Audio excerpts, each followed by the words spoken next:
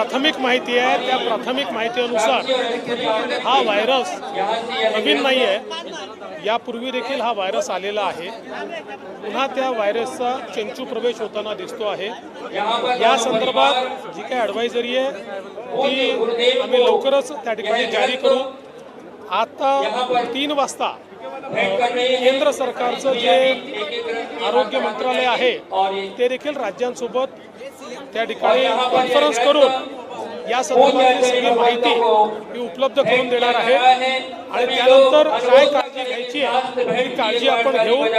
आता लगेच पूर्णपणे घाबरून जाण्याची आवश्यकता नाही आहे किंवा माझी माध्यमांनाही विनंती आहे की या संदर्भात कपोलकल्पित माहिती किंवा कोणी काही सांगतं अशा प्रकारची माहिती देऊ नका। जी अधिकृत माहिती येईल ती अधिकृत माहितीच माध्यमांनी देखील पोहोचवली पाहिजे। ती जास्तीत जास्त अधिकृत माहिती आपल्यापर्यंत लवकरात लवकर पोहोचेल अशा प्रकारचा आमचा प्रयत्न आहे।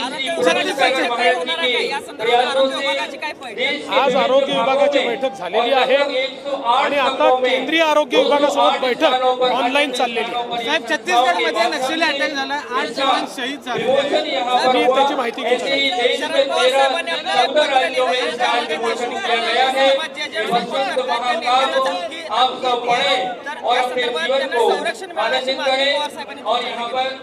असं आहे, या सगळ्या प्रकरणामध्ये राज्य सरकारने अत्यंत निर्धाराने कारवाई केलेली आहे।